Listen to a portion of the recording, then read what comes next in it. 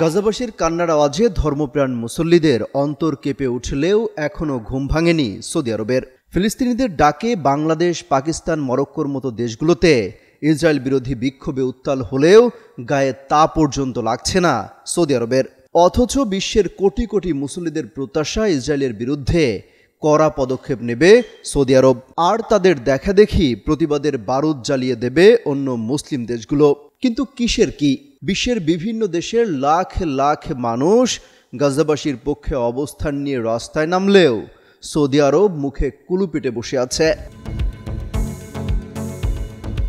শুধু সৌদি আরবই নয়, কুয়েত, সংযুক্ত আরব আমিরাতও ঘুমের ভান ধরে আছে, যেন তাদের জাগানোর কেউ নেই।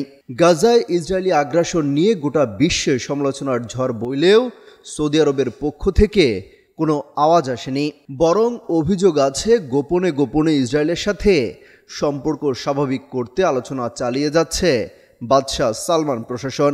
তারা মুখে ফিলিস্তিনি স্বাধীনতার কথা বললেও তাদের অধিকার আদায়ে একটা আওয়াজও তোলেনি।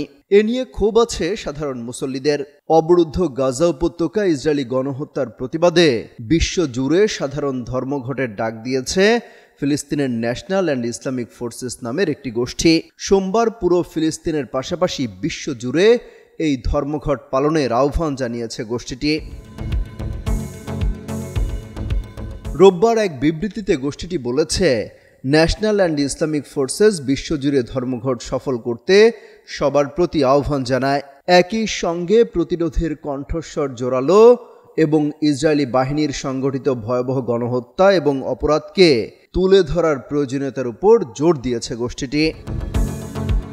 অমিত হাসান রবিন, যুগান্তর নিউজ।